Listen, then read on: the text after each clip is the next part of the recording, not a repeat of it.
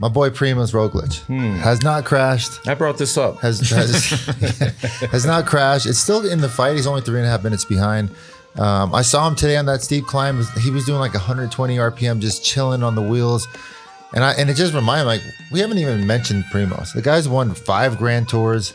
Okay, he's on the older side in today's day and age of cycling. 35 years. But I mean, when this guy's on form, watch out. And he almost won the Tour a couple years ago. 3-4 years ago? I don't know. I'm liking his position right now. I'm liking how quiet Red Bull is.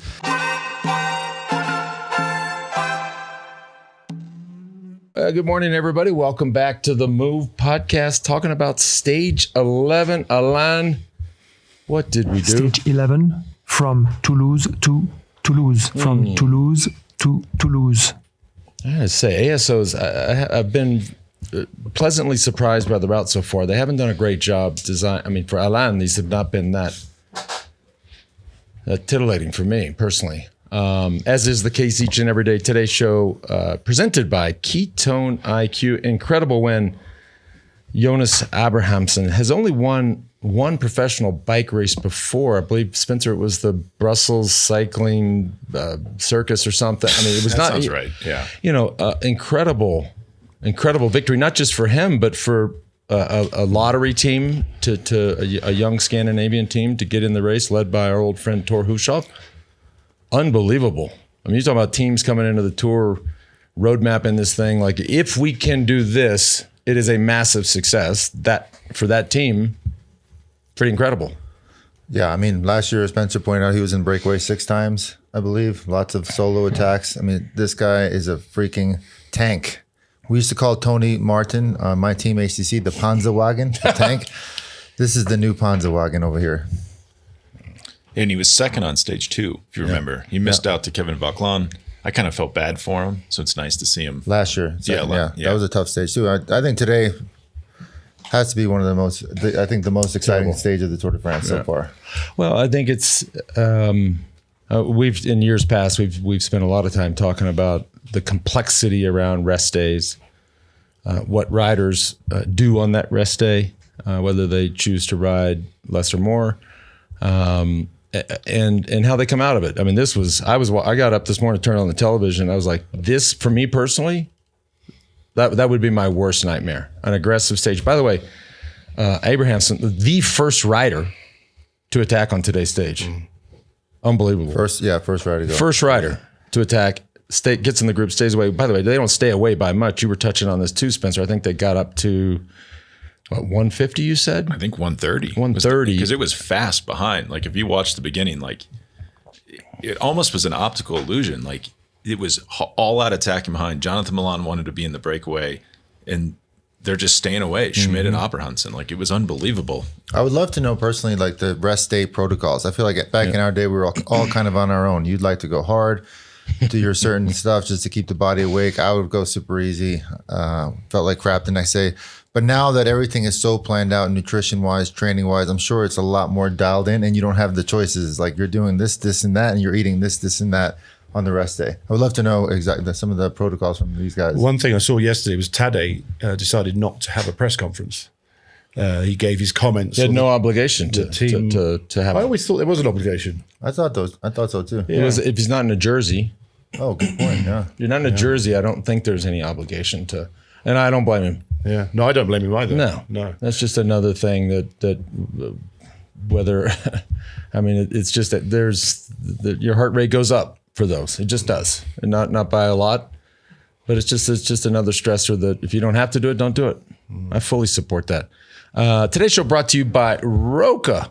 Right, Roka has completely reinvented eyewear. Glasses optimized for performance. No other eyewear brand can keep up with what these guys are doing. They just keep making their stuff better and better. By the way, their prescription glasses have the exact same technology as their performance glasses. They're unbelievably lightweight. They do have the best optics on the market. They never slip, no matter how sweaty you get. I was sweating like a pig yesterday on this ride. I'll get into that later. I've retired from cycling. And we made up. We're back together. We're going to talk about it later. We're going to talk about it. They are hand-built to order in my hometown of Austin, Texas. The Move listeners get 20% off. Just go to Roka, that's ROKA, Roka.com. Use the code THEMOVE for checkout. Roka.com. Speaking of sweating, and this was the case, and I was hammering the element yesterday. George and we did do a hard ride, my bad. I'm the one who designed the route. It did. It was a beautiful. It was route. nasty. It was beautiful, but we did kiss and make up. It was not, all you couples out there, sometimes you hit a rough patch. And they have that makeup stuff.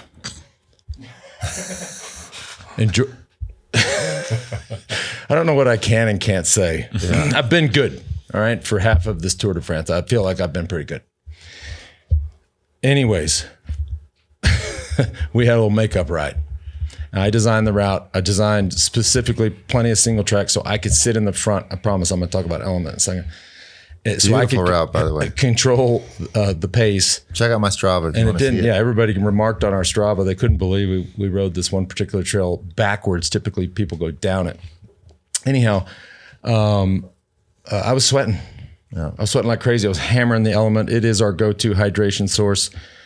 1,000 milligrams of sodium, 200 milligrams of potassium, 60 milligrams of magnesium, no sugar, no gluten, no BS. It is the real deal. And here's the trick. If you don't like it, just give it to a friend. An Element will refund you. Get a free 8-count sample pack of Element's most popular drink mix flavors with any purchase at drinklmnt.com/themove. That is drinklmnt.com/themove. And be sure to try the new Element Sparkling, a bold 16-ounce can of sparkling electrolyte water. Stay salty, my friends. My routine every day, not only on the bike, but I fill up this bad boy, ice, water. We oftentimes lemon flavor element tea. We oftentimes hear you. I know. I'm sorry about consuming. that, but we're in Colorado, super dry, super high.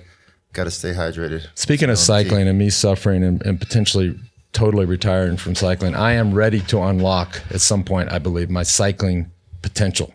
Join is the #1 training app that puts a professional cycling coach right in your pocket. You don't need a big goal to benefit from training. Join helps you stay fit, focused, and consistent, even when there's no event in sight.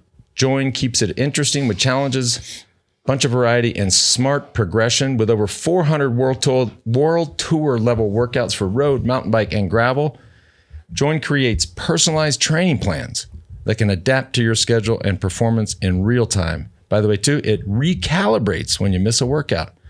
Designed by experts with world tour level experience, Join helps cyclists of all levels maximize progress while avoiding overtraining.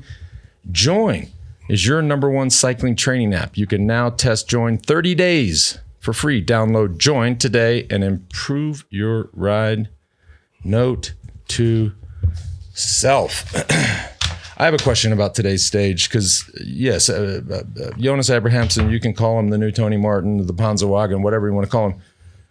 This is the second time in this tour where a drag race ensued with two groups, and the second group had arguably, as I said in the pre-show, if you're watching MotoGP, the second group had the 500s, the front group had the 250s, and the 500s couldn't catch the 250s. Behind you had Mathieu van der Poel, Wout van Aert, Quinn Simmons. I don't understand how. I'm watching this going, well, sure. I can understand. Okay. Usually the chasers have the advantage, right? They're 20 to 40 seconds the whole time. But in this case, when you have a guy like Mathieu van der Poel, Wout van Aert, Quinn Simmons, who was the fourth, fifth guy? That's four or five guys. Anyway, they all know, shit, I got to race against Wout van Aert, Mathieu van der Poel. So what does that mean? That means they're pulling about 15, 20% less than they would if they had nothing to lose. They're at the front of the break. A guy like Abrahamsen, Schmid, I mean, they're not saving anything. They're going 100% pulls. In the back, they're thinking, if we catch these guys, I still got to race Van der Poel and Wout van Aert, so I'm going to tone it down a little bit. I think that's why they couldn't catch him. Well, the guy, George, was Axel Laurence, who was probably part of the problem because he's fast. Yeah. So I think you're probably right that there was hesitation behind, because if you go all out, you're going to get... Absolutely. I mean, those guys... But you had this nasty climb, 8K before the finish. They were going to get rid of him. Case in point. It was nasty. Yeah. Case in point, the moment Van der Poel was by himself, he closed 20 seconds on his own because he was able to go full gas on his own TT style. Where in the back, he's kind of maybe not going full gas. He's got Wout to deal with. Quinn Simmons obviously is on incredible form. Shout out to our national champion once again in the hardest breakaway of the race. This kid just is the gift that keeps on giving. Bradley, how do they not catch him?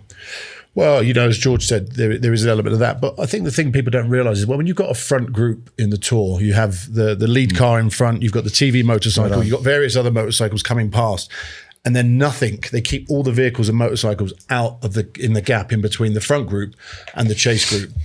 And you do get an effect, you do get a dragging along effect from that. Not enough to make a huge difference, but it is psychological more than anything. When you can just see clear road ahead of you when you're chasing, and you can't see the back of the group and you're out of sight, out of mind and all that. But yeah, I mean, as George said, there is an element of that as well. If you're not pulling 100% everyone in that group with a view of catching that front group, then you're not going to get a group like that back. But how hard is this Tour de France? I mean, we keep mentioning they hit a 1 kilometer climb and there's 20 guys left in the GC group on a relatively flat stage. Okay, it wasn't super flat, but we've never seen this before. Yeah. That group a year, 2 years, 5 years ago would have been 60, 70, 80 guys at the finish line. Now it's 20, 25 guys. We saw that in the first 4 or 5 days.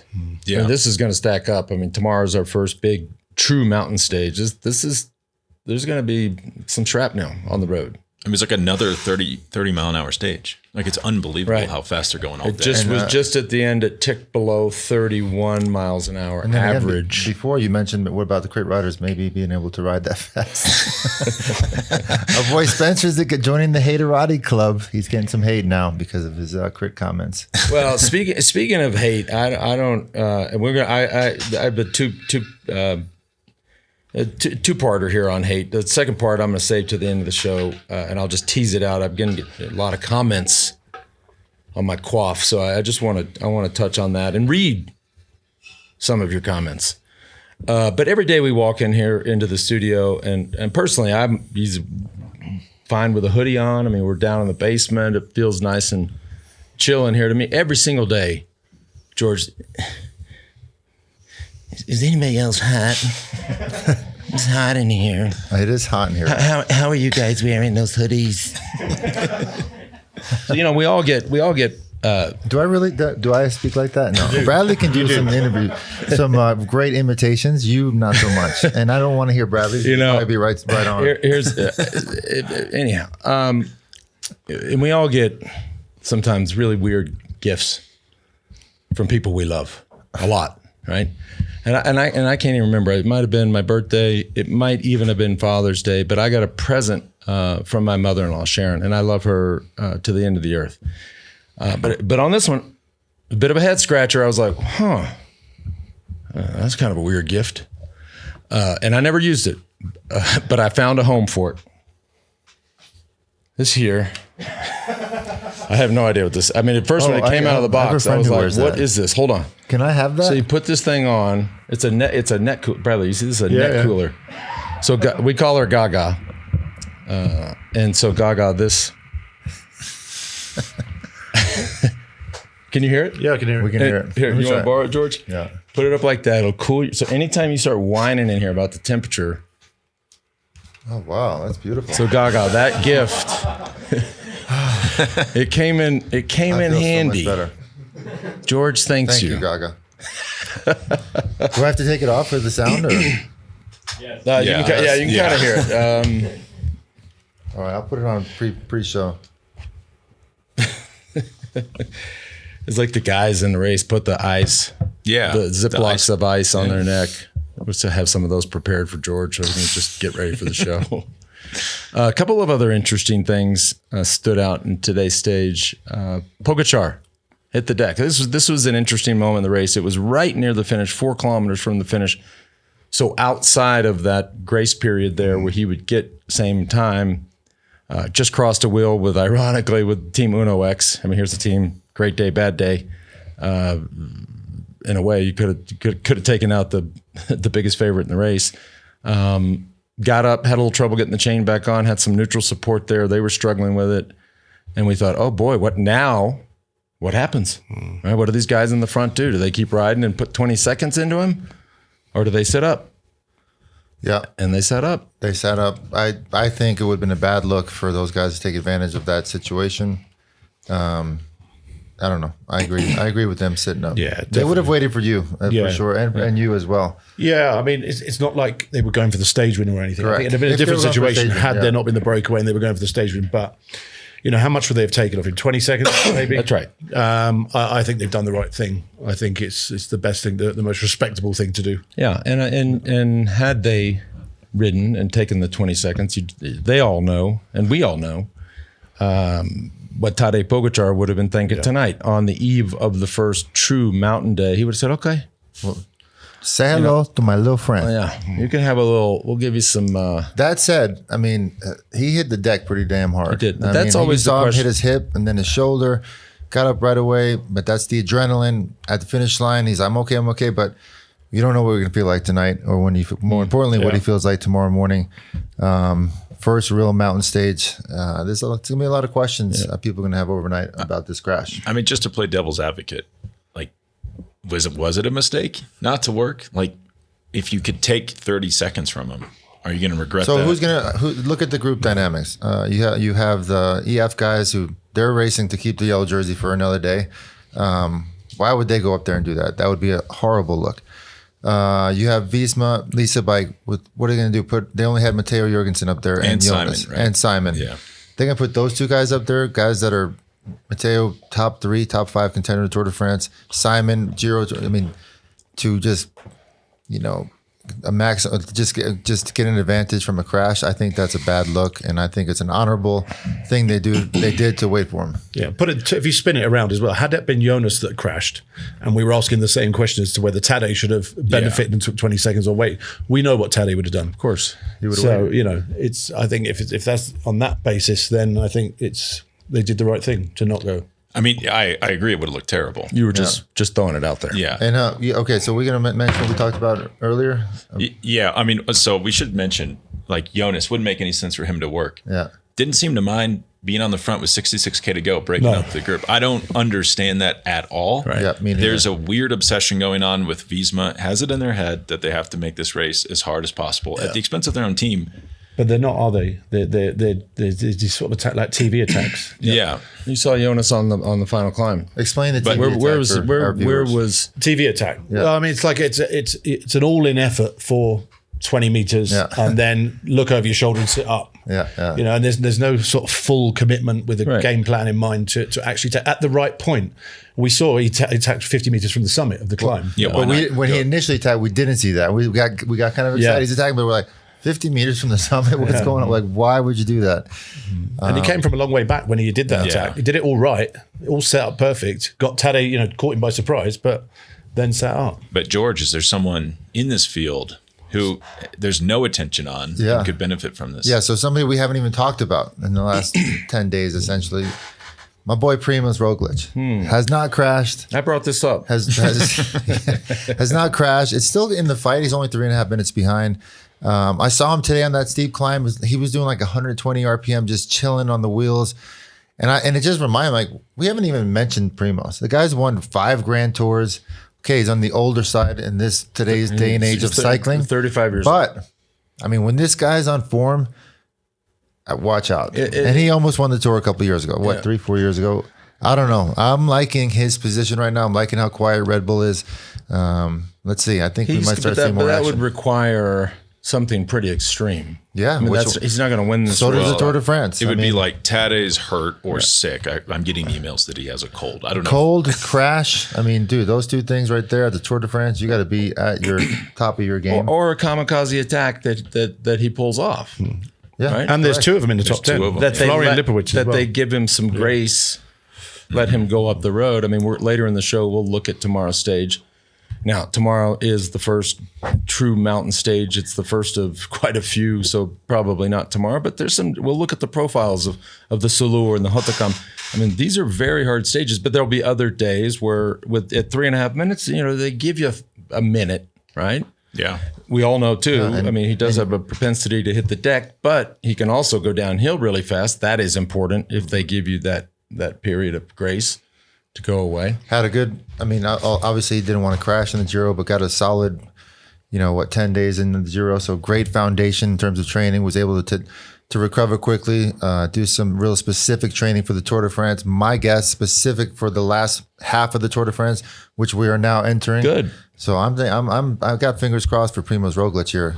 Good. Well, but by the way, later in the show for our audio listeners and folks on YouTube, we're going to have Diaa Nour, the founder and CEO of Ventum Bikes, going to be on here to talk about. They have a new time trial bike. He's going to hopefully talk a little bit about. And then, of course, later in the show, part 2 of the Haterati parade with regards to my coif. We'll be back in 2:32. All right, everybody, we are back.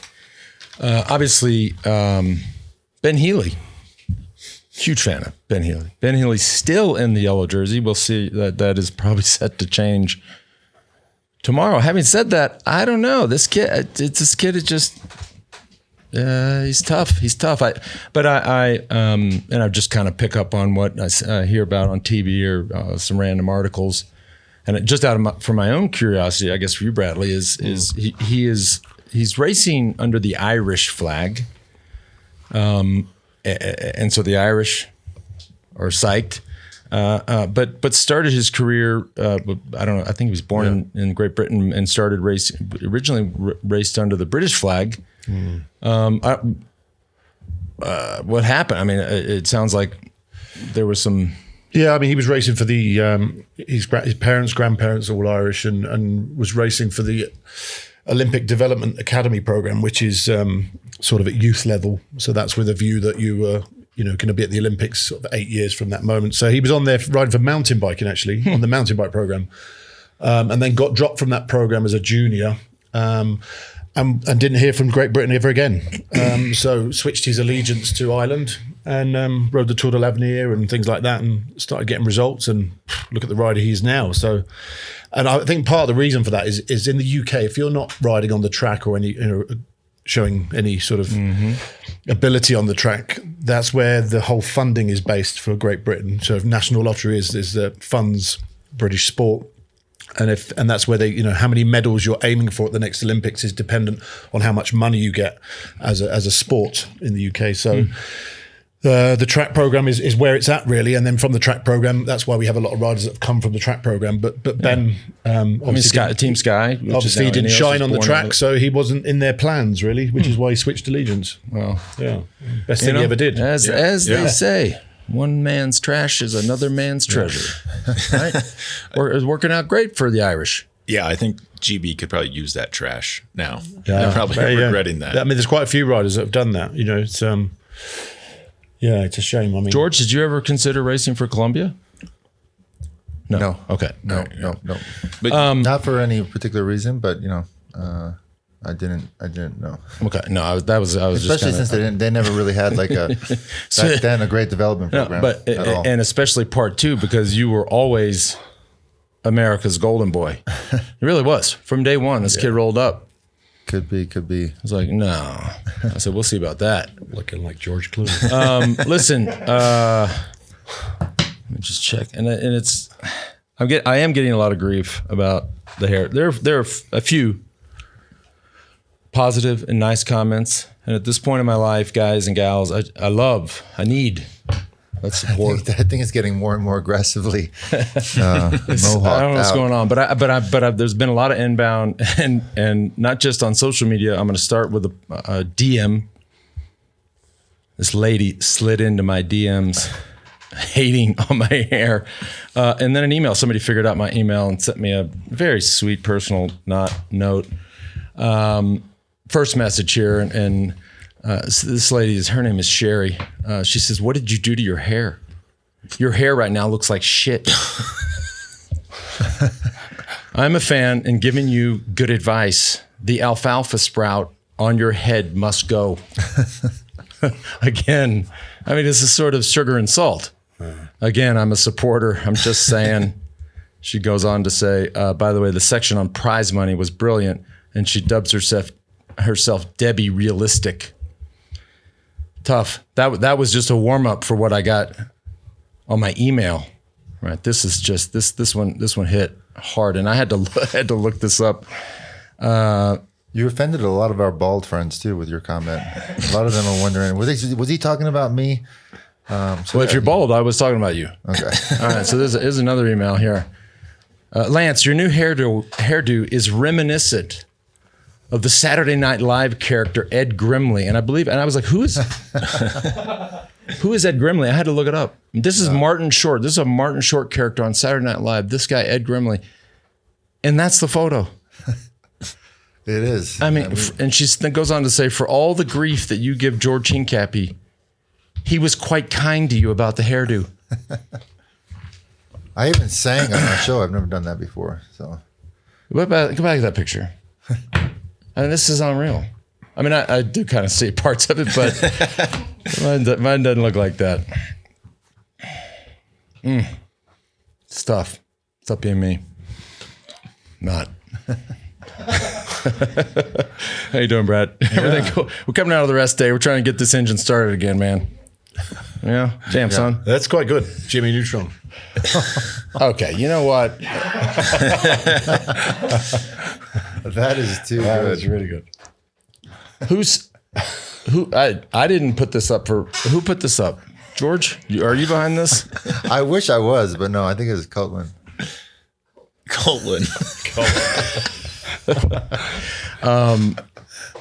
We're going to talk about tomorrow's stage, the first stage, first big mountain stage of this year's Tour de France. And as we said earlier in the pre-show, Pyrenees first, and then the Alps course in the middle. There's a little mountain in the middle called Mont Ventoux. Today's show also brought to you by Ketone IQ. They are presenting sponsor each and every day. They've totally changed the game. I do think they're going to change the game too when it comes to when you go to check out at the convenience store. You're hopefully not going to have all these crappy options. You're going to have ketones. It is a solid fuel source. They've tweaked the flavors. They've added caffeine. They've put a ton of dollars behind scientific research. The numbers speak for themselves. Average sprint power boosted by 19%, peak power 13%, cutting fatigue, improved blood flow, higher muscle oxygenation. Take your shot. Get 30% off your subscription plus a free gift with your second shipment at ketone.com/themove. I got a fun note yesterday from our old friend Mike Plant. Do you remember Mike Plant of Tour de Pot fame? He's of course married to legendary swimmer Mary T. Maher. Had the world record for like 8 decades. She was that damn good. Back in the pool, training, wants to break some Masters world records. And Mike was like, "Hey, what's up with these ketones? Do they work?" And I said, "I think they work. Let me just send the legend some. Let her try." So Mary T, I've always been a huge fan. Love swimming. Go get them. Also today brought to you by Timeline. As someone who's trained hard most of my life, I've learned that real performance doesn't just come from the gym. It starts at the cellular level. That's why I take MitoPure by Timeline. It's a supplement that supports cellular energy by helping your body renew its mitochondria, those tiny powerhouses inside your cells that start to slow down as you age. The science is strong. MitoPure is clinically shown to improve muscle strength in just a few months, and it supports healthy aging at the cellular level, which is something I care more about each and every year. If you want to stay strong and support your body at its foundation, go check out MitoPure. And if you want to grow your hair out, it might work for that. Has to. I mean, something's working for me. Head on over to timeline.com/themove to get started. You'll get 20% off as a listener of the show. That is timeline.com/themove. Let's talk about tomorrow's stage. Tomorrow. HAUTACAM. I have been there. We have all been there. I've never ridden it. You've never raced it? Never ridden it. It's always a spectacular finish. Whenever it's introduced, going back to the 90s when Miguel Indurain up there with Luc Leblanc, Bjarne Riis in 96. That's right. So we expect fireworks tomorrow. The last time we came up here, didn't we spend 2022? Yeah. Yeah. And who dropped? Well, I remember the guy in the green jersey that day. Wout van Aert was on the front, setting such a pace he dropped Tadej Pogačar. And then Jonas Vingegaard goes on to win the stage, wins the Tour, which makes me, I loved seeing Wout in the breakaway today. That was awesome. Like, I love Wout van Aert. Love seeing him go for the win. From a team perspective, if he's the guy that was your critical pace setter the last time you were here, why is he up the road in the move? I don't think he will be this year. I think it's a different Wout van Aert to then. Yeah. Wout was changed over the years. You got Sepp Kuss, you got Jorgensen. Maybe he got in shape today, But, so he'll I mean, be that well. probably. Yeah. What we see from a rider like Wout van Aert is like once this guy gets in the zone, I mean, he can just hold it for the rest of the Tour de France. We saw a couple years ago. I mean, he won the time trial, he won Mont Ventoux, and then he won the sprint in the Champs-Élysées. Yeah. Correct me if I'm wrong. Yeah. So a guy like that, once he gets going and once he gets in that, he starts smelling that momentum, he can do whatever he wants. I thought you were talking about money. He might have been smelling some money too. He might have been, yeah. Yeah. Since they don't give any money at the Tour de France, surely, hopefully, these guys have baked into their team contracts. I would love to hear Bradley and Johan's take on like what Should the we call strategy Johan, was. or? What the strategy was. Oh, in the when you didn't win the HAUTACAM stage, but it was like your first real breakthrough Tour de France. I believe mountain summit finish, where you kind of solidified your hopes of winning your first Tour de France. Correct? Second. It was 2000. Yep. Okay, second. That was Sestrio. I mean, it'd be fun for you guys to walk through that stage. I know he's not going to remember. I'd ask Lance, but he's probably had no idea. I do remember parts of that stage. All right, well, It was raining, wasn't it? It was pouring rain. Yeah. It was a tough day all day long. So these guys had gone away. We were on the back foot. We were having to ride. We being me. We being you, Kevin Livingston, etc. Yeah. And you had some stallions up front, right? You had Ochoa who can climb. You had Jimenez up front. May he rest in peace. Loved that. I loved him. In fact, if you ever can go back on the YouTube footage of that stage, catching him on HAUTACAM was he was such a kind of a joker, you know. He was, and I remember him looking over and just giving me a wink, like he was just like, it was incredible. Also, who else was in that group was the Belgian guy. It was oh shoot, Ludo. nope, not Ludo. May he also rest in peace. Yeah. Terrible. Oh God, I'll remember. In a Belgian second. climber? No, not a climber. Classics guy. Rode on Cofidis a bit. Lotto. Nico Matan? Nico Matan was up in there. Nico was. He tried to take like a 3-second pull. I was like, Nico, I'm good. Get out the way. Here I come.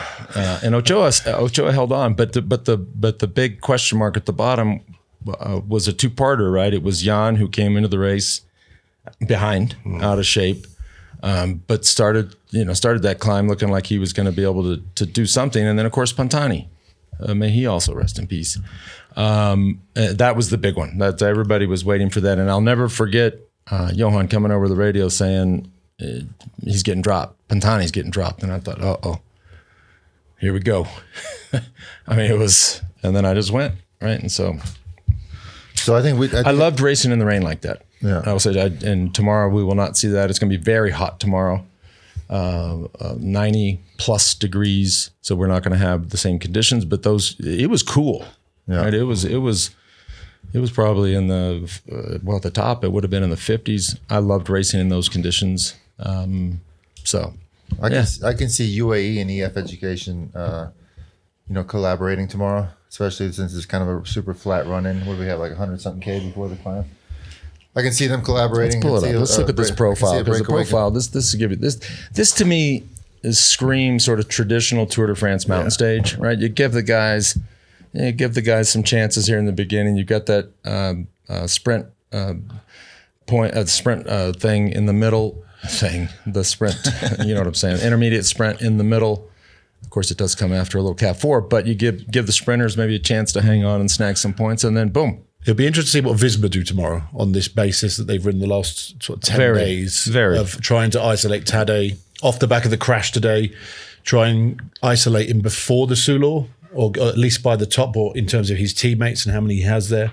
I reckon they might make this quite hard at the foot of the Soulor. I agree. Yep. Well, they should with the crash. That's right. I mean, and I don't put a lot of stock in random emails that people send us. I mean, we appreciate them. I don't put a lot of stock in scoops about Tadej Pogačar potentially suffering with a little cold sniffle, so to speak. But pull up the Soulor. This is the first real climb of the day. I mean, this is a real climb. Almost 12 kilometers at 7.3%. Pitches, 4 pitches, well over 9%. Yeah. We As usually race down that, right? We go up to Col d'Aubisque. I remember. But it's a nasty climb. And then, of course, let's pull up the profile for HAUTACAM. Yeah, that's They're still looking for those hair pictures, probably.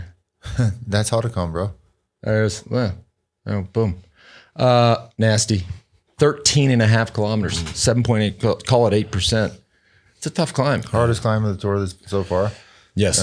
We're gonna, like you said, Bradley. I think fireworks on the climbs. Even before that, if they don't do something tomorrow, then it just really, what they've done the last 10 days makes zero sense. I know we're still trying to figure out what they've been doing, but if they in fact try to do that tomorrow and maybe make a difference, then it all makes sense. So they have to do something tomorrow. Yeah. And the other fun storylines here. I mean, I am curious how Ben Healey. I don't think he can keep yellow, but how he hangs on. Oscar Onley. I'm loving this story develop. A guy that I didn't even know of before, hanging right in there. See, this is going to be his. Yep. He's He's going to bed tonight going, okay. He feels the buzz. He doesn't know that he knows it's not just us talking about him. This is a big day for him. I'm betting on him tomorrow. I'm betting on my boy Primoz. I know you are. Moving up a couple spots tomorrow. It's a big day for a lot of people. Vauquelin as well. Florian Lipowitz. Yeah, Lipowitz. we didn't even mention Vauquelin. Yeah. He did not do a TV attack today. I don't know why he did it, but he put in a super aggressive attack at the bottom of that steep climb. Maybe perhaps doing an opener for tomorrow's. I mean, these guys. You know, with all this talk as well of Tadej and Visma and UAE, the one we failed to mention since the time trial is Remco, who's always been there. Yeah. And he's always the one who's initially there when he's not sure what's going on and why no one else is attacking. But I think Remco's in a better position than he was a week ago. But at the same time, when Tadej and when Jonas go, he's still kind of, a little bit off the back of them. He can't follow. And these are not good climbs for him. The Pyrenees a little bit more uneven. That's not a Remco Evenepoel. I mean, we'll see. It's a big day for him tomorrow. That's right. But The anticipation is huge for tomorrow. Who knows tomorrow in this Tour de France? Mathieu van der Poel could win and take yellow. I mean, we just don't know. Do we? I know. that would be something. I mean, the more I think about the end of today's stage with those, let's just imagine Kevin Vauquelin or Jonas Vingegaard gets over the top of that climb alone. They're going to ride 8K to the finish line to get 5 seconds on the group the day before. You're talking about that, yeah. Yeah, the more I think about it, the more confused I am about everything we've seen. Or why was the Peloton sprinting? Was that for UCI points? Yeah. Just everything. We are, especially the sprints for the finish. I mean, you're sprinting for 27th place. Yeah. Those are head scratchers. Yeah. Right. On the eve of the first big mountain stage. I mean, maybe we just haven't had mountains yet. So no one's thinking straight. Like, well, the mountains sort people That's out. a question. Maybe run that by Johan. I mean, he'd have a good perspective on. I'd say that second group behind Van der Poel was sprinting is that maybe they just didn't know how many guys were ahead. But it is odd that they were sprinting so hard after such a hard day and in front of such hard days to come. I wonder why it's a guy like Wout van Aert sprinting full gas for a sixth place. Let me just be clear here. Personally speaking, if I wasn't sprinting for the win in a stage of the Tour de France, I would not be sprinting. Yeah, I just sit up. It doesn't matter unless I'm totally. There's no reason to sprint. Yeah, like you never saw you sprinting against. No way. Who cares? If you're not winning the stage, No. Would you ever sprint back in when you won? I mean, you had Cadel. Who was your main rivals there? Cadel, which he did not end up doing great. Nibali, but if you guys were rolling in for 5th, 6th place, there's no way you were sprinting. No way. You would just ride and go, thank you, see you tomorrow. Ventum trivia of the day. Of course, we have Diaa on here in a little bit. Stage 11. Stage 11 starts and ends in Toulouse. What historical significance does Toulouse hold in the Tour? Ooh, I don't even know that one. Okay. We have any questions? Or Was there an answer to the last Ventum trivia? The last Ventum trivia question. Who was the first mountain stage of this year's Tour is Bastille Day. Who was the last Frenchman to win a stage of the Tour on France's national holiday? That would be Thibaut Pinot in 2019. Thibaut Pinot. That's Okay. not what I would have guessed. I'm going to fact check I was that. just going to say, Spencer's the gears upstairs. Yeah, we thought it was someone else, didn't we? We did think it was someone else. We can put it to Diaa because he's going to be on later. Diaa. Before we do questions, we kind of blew past it.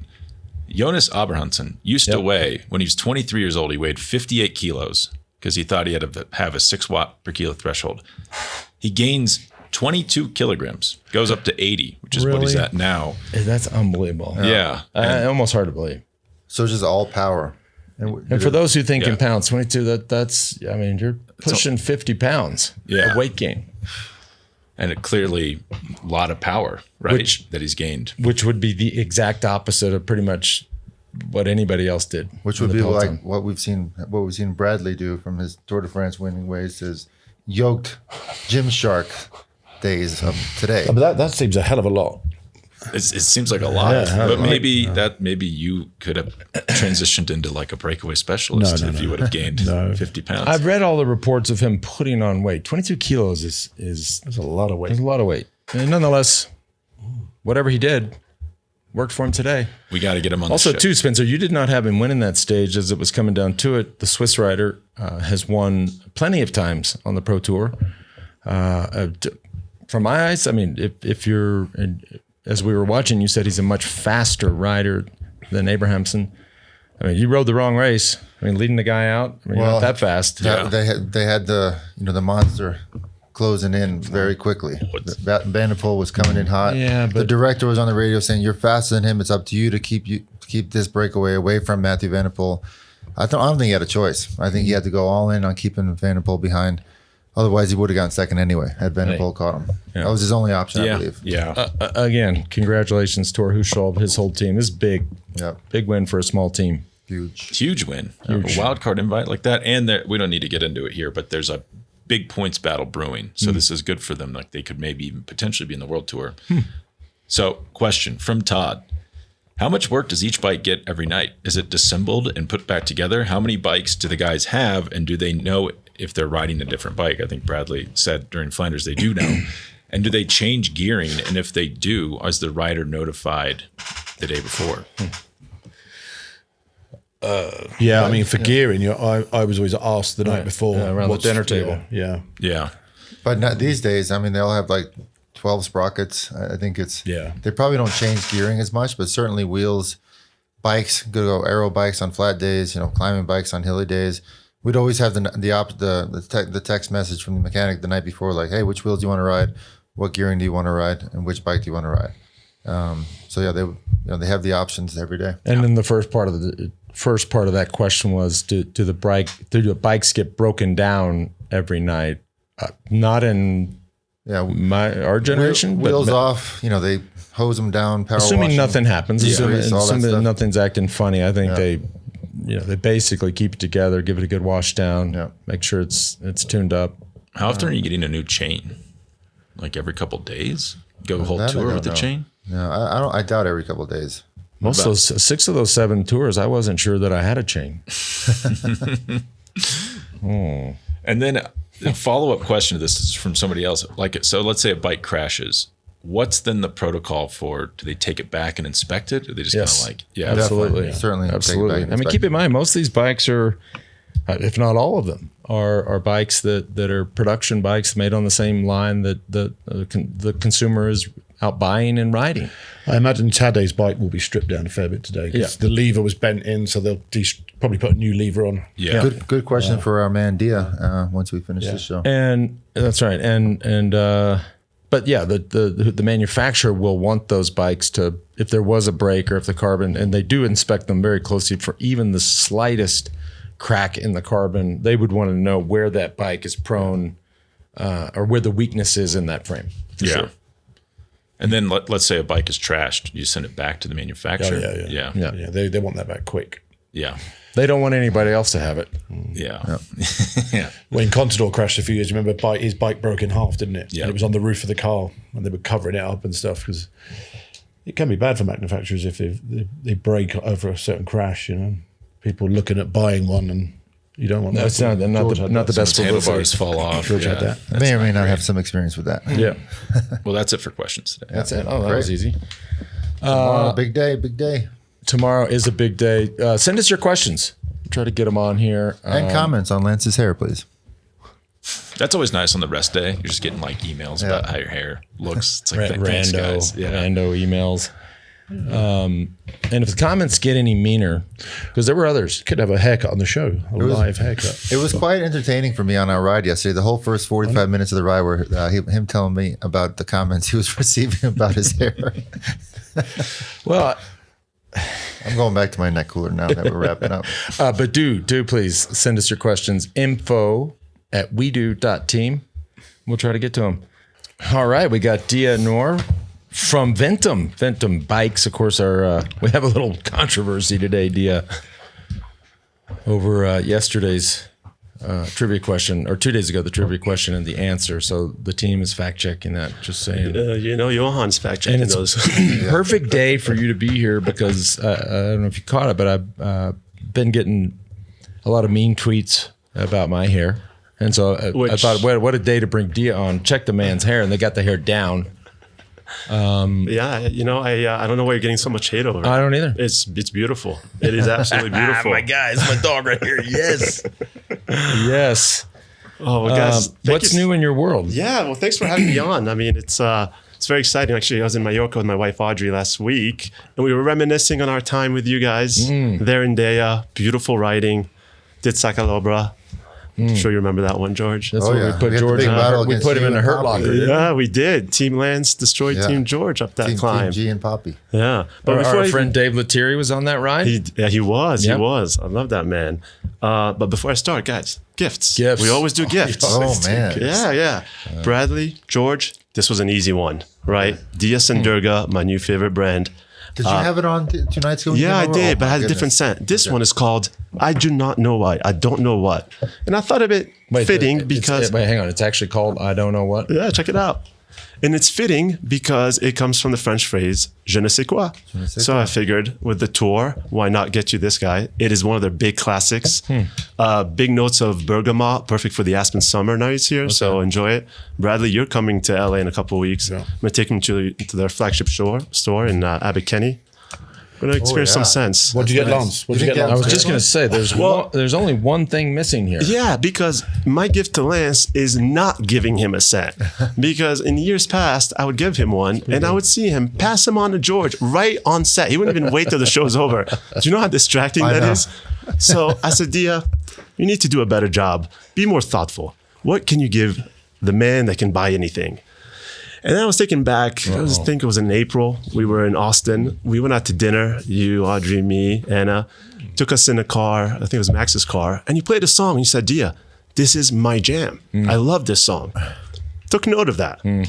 Came home, pulled out the decks. And I said, how can I make this better for him? And so I think we have a little snippet. So I remixed the song for you. For you to really enjoy it at the gym. Do we have a little clip here? A little snippet?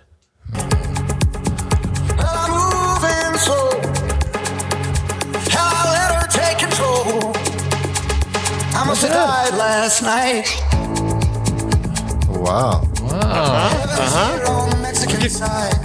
Oh, this is the drop teens. I love the drop teens. That's a great mix. Right? I have the full song for you. Can I make the announcement too that he is also going to DJ Saturday night at my Fondo in Greenville? Oh, right? yeah. Is that correct? Is 100% Greenville. Which I think Bradley's going to be there. I'm going to be the dancer. Lance, who knows with Lance, unless you send a jizzy and do all this stuff, he may or may not be there. But yeah. That is true. He will be spinning the beats. Saturday night. Saturday night. So what do you go by? DJ Diaa or DJ? You know, I don't have a DJ name. You better figure that out. Every DJ has. DJ Ventum. Oh boy. DJ Mutev. Ventum backwards. I like that.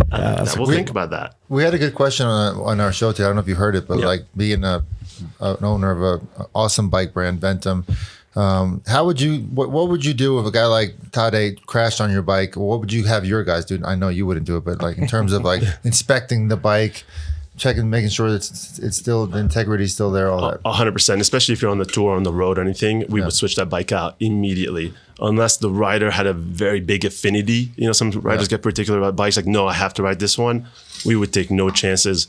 We would sub out the bike completely. I mean, they have like 3-4 spares anyway. Yeah. But even with mobile scans, which you can do, I wouldn't risk it ever. Yeah. And we would take that bike. And, I heard you guys talk about what happens when a bike is broken, which will happen. I mean, they're 15-pound carbon fiber frames. Yeah, we want those things off the road and off the... And you want them. Definitely. They send it back to Definitely. you, and then you guys. We always get them back. I mean, it's also good to like identify. I mean, hopefully this never happens to any brand, but like if a certain bike keeps breaking a certain area, that gives you concern. So it goes back to R&D and everything else. So yeah. And speaking of bikes, you guys are just continue to complete the arsenal, right? You had out of the gate the NS1, then we had, of course, the GS1, my personal favorite. Now we got the e-bike, the ES1, got the new time trial. Well, I guess the original bike was the triathlon bike, which was many, many years ago, but now the new UCI legal time trial bike. So the suite is complete, so to speak. Yeah. So we, in March, launched the Ventum Tempest UCI legal TT bike. It is, obviously we want it to be UCI. If we want a pro tour to go compete against George, his team, we should probably have a UCI legal TT bike. But the beauty about this one, honestly, is it feels subtle. Just a little subtle. I heard we were dropping down. No, but the beauty about this bike being obviously UCI legal, it really feels like 11 years of R&D, research, history, everything went into this bike, and I'm very, very proud of it. One of the things that really differentiates it from others is typically when we start developing a bike, you're developing the frame, the fork, the seat post. Well, our friends at Profile Design gave us a little bit of a hint that they were coming out with a very, very fast bar, and they gave us a 2 years heads up. So we collaborated with them, and for the first time, we designed a bike from the front back. And you know how important aerodynamics come when it comes to the front end, right? So we were able to get this incredibly clean, integrated front end, and it's testing incredibly fast. It got second at Nationals, TT Nationals, 6 seconds off the win from the guy from Ineos. It's won multiple Ironmans already. Did you have to give up on any of the aerodynamics to make it UCI legal as opposed to just being triathlon legal? Of course. Back in the day, we did, but I don't know if you could see in one of those pictures, we were able to really push the envelope within the UCI. That's what I'm wondering. It looks like. If you see the how wide our seat stay chain stays and fork is, and we tested against the Ventum one, and it's very, very competitive. So okay. Yeah, we're pretty happy. Most of the top end triathletes that you sponsor are on the new Tempest? Yeah. So I mean, in Kona, we have 10% of the women's field, probably led by Chelsea Sodaro will be on it, and a whole bunch of others. Yeah. Amazing. But so that was in March, and then just an Unbound, we released the new GS1, your favorite bike. That's right. We made it, and I think we have a photo of it. We made it 150 grams lighter, 12% stiffer. There it is. I know, George, you look at this and you think, is this just a hipster gravel bike brand? But it's not. It actually the hits keep coming. The hits keep coming. It actually, I'm still waiting for mine, by the way. We have to negotiate, but I want one of those. It's amazing. So wider tire clearance, lighter, stiffer, and launched it at Unbound, and we got second on it on Unbound. So really, really happy about that. So lots going on the product side. And then on the brand side, we launched our first store. It's a concept store in Dubai. It's called the Ventum House in Dubai. And it's absolutely phenomenal. Looks amazing. Have you seen it? Yeah, I've seen the video of it. Yeah, we're going to go this fall. Did you DJ at the opening? My brother did, believe it or not. My brother's a better DJ than I am. Maybe you should fly him in, actually. But it's a beautiful showroom. It's a demo center. It's a coffee shop. In fact, Ray Lewis, did you guys know Ray Lewis? He's a huge cyclist. Big rider, Yeah, just went in. Ventum. Yeah, just rocked in there and just bought half the store last week. So In Dubai? Dubai? No Come way. on. yeah, it's hilarious. What the hell's Ray Lewis doing in Dubai? I don't know. Who knows? But we hope to replicate that in a lot of other places. So we're looking at LA, obviously. I think I'd mentioned that to you, Lance. So we're looking at other markets as well. And then lastly, increasing our dealer network. I think I came on the show last year, maybe a bit too passionate about how the big boys are not being too kind to the independent bike shops. And we want to change that. And we've signed up over 50 dealers and looking for more. We're going to cap it about 200. Speaking of Dave Lettieri, Fast Track, he's crushing it in Santa Barbara for us. So That's awesome. Says he's one of the greatest dudes ever. No. Yeah. And by the way, passion is definitely one of the first words that comes to mind when Dia's name comes up. This boy got some passion. Yes. Passion for hair, passion for, I almost said perfume. Sense. Music, biking, fashion. What am I missing? D? I think that's it. I'm going to send that mix to the all-around guys on the great drop person. teens. Yeah? I think that I love the drop teens. I walked into the chiropractor's office the other day and I was like, who's playing the drop teens? And it was on the local public radio station here in Aspen, which I thought was awesome. But you send me the mix. I'll send you the mix, definitely. Yeah. Well, Bradley, I had one question for you, if you don't mind, because you're new to the Ventum family. You've obviously ridden a lot of very, very nice bikes in your life. What do you think of the NS1 so far? I love it. I love it. From where I'm at now, in terms of how much cycling I do and what type of cycling I do, and the weight I am as well, it holds me up really well. I'm 99 kilos now, so it's a bit different to the bikes I had in the past, which when I was 68 kilos. But for what I need it for, the thing I notice most about it, is particularly with my weight now, is how fast I can go downhill on it. The angles, the way the bars are, the bar setup, it's an integrated stem handlebar. I love it. And it still has that rigidity under me when I want to go up. I mean, I sit in the saddle a lot. I don't climb. I never really climb much out the saddle anyway. So I feel like I've got all my power going through the bike when I'm going uphill, really, which is hard work for me these days. But yeah. I'm looking forward to trying the gravel bike. Yeah. When you're and I love the new colors as well. Yeah. The speckled paint job you're doing on the. Yeah. That's a whole science. You're absolutely right. Man, it takes us 2 years to come out with colors, and it's exactly that. There's a lot that goes into it. I'll tell you what I love about the NS1 is the aesthetics of how a bike should look, I still think. It's still got those traditional angles, and it's not, so many bikes now, we see the new Colnago and we see the Pinarello with the curved top tube and stuff. I love that it's still holding a traditional, how I think a bike should look. And I still think that that's the best way to get the effort out on a bike is those angles have never changed since. Don't get cute. Yeah. I like that. We should use that tagline. Don't get cute. Yeah. Don't get cute unless it's with colors. Live young, die young. Awesome. I think it's something else. Is it something else? It's something slightly different. Die young, late in life, or die. Die young as late as possible. Something. Yeah. Anyways, Diaa, dude. Thank you. Keep rocking. Thank you. Keep rocking, and we'll see you in LA because we'll be there. Yep. Got some fun stuff going on. I didn't get the invite to the LA thing, but okay. No, is it what? And for obvious reasons. But just ganging off light. up on Gene. You got off light. Put your neck fan on. Get on down the road. Put it back on because y'all making me hot. Thanks, D. Thanks, guys. Thanks for having me on. Yeah, thank you. Keep smelling good. Keep the hair rocking. The more Diaa shows up, the less shit I get about my hair. So Diaa's welcome anytime.